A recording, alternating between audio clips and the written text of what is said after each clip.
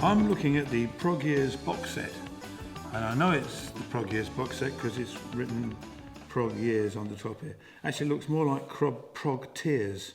Well, I suppose it depends if you like the music or not. Prog Year, I'm going to open it. Truthfully, this is the first time I'm opening it. This is not any ball, this is it. And it's a very nice box, very well made, very strong, useful to keep things in afterwards. And I've got an envelope to house something, 10 A6 postcards. So that's exciting. Let's just have a look at these 10 postcards. Well, there's nothing written on them because obviously I'm going to have to sign them. And what have we got here? We've got, these are obviously going to be sort of posters and designs. At the moment, they're just copies of the Beatles' White Album, as you can see. Anyway, there's quite a lot of work goes into these, making these box sets. Don't ask me how it's done, but I am told reliably that a lot of work goes into making them. And I'm going to talk about the different, Listomania. Now, Listomania is an interesting album. There was a version done with A&M Records that really I didn't like because we did make a version of it, and A&M didn't like it, so they got Glyn Johns, I think it was, to go in and do a whole new version, and he put loads of stuff in the film that I wasn't on, so I didn't like it, and I told A&M that, and they couldn't care less. But I kept the original version because that became mine, which we then called the real Listomania, and that's the one that I like. Anyway, it's by the by. White Rock, great album. We did that, myself and Tony Fernandez, and we used the Eton Boys Choir, that was great fun as well.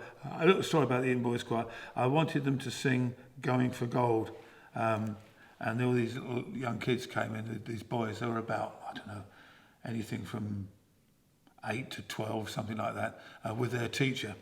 And they came into the studio, and they were frightfully Eton. They were lovely. And we had them in Advision Studios, all mic'd up and various things.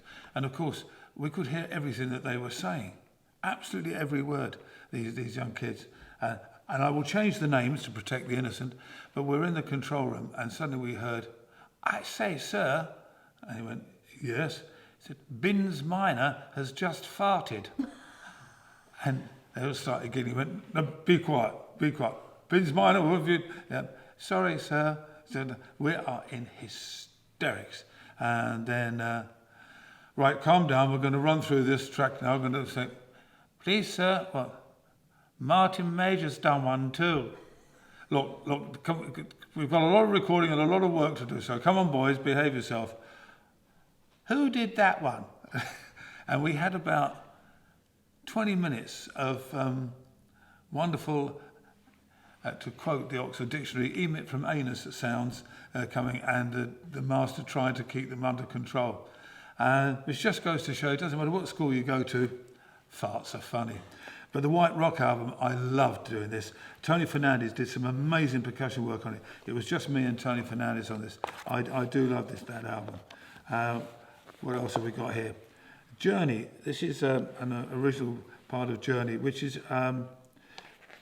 it was just such a wonderful time doing that album and making it at the Royal Festival Hall.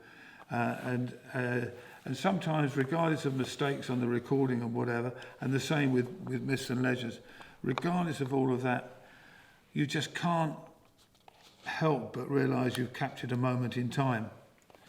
We've got photos, there's going to be reproduction press sheets, there's going to be Journey debut, whatever Journey debut is in 1974, I've got no idea, and the 1976 FA Challenge.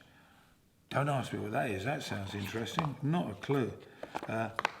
1975 Japanese tour, no idea, but all good stuff, I tell you. The 1975 garden party, was that fantastic or what? These are all booklets. I would love to go back to the Crystal Palace Bowl and do it again, I really would. There was talk of them reopening it up again. I hope they do, because that would be a wonderful place to go back and do it again. and 1976 in concert.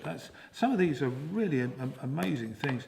White Rock debut. I don't understand what the debut is, but we've got obviously these wonderful booklets, and then there's a case-bound book. Because this is full of goodies as well. I hope they've managed to squeeze a record in, or CDs. 2x8 CDs, 2x8, 2x8, all the digi-sleeves in there. And this is going to be a book full of very interesting stuff, which will be great, because at the moment, obviously, this is a mock-up, and it's full of more stuff about the Beatles' White Album. But it's going to be a fun box set. There's no doubt about it.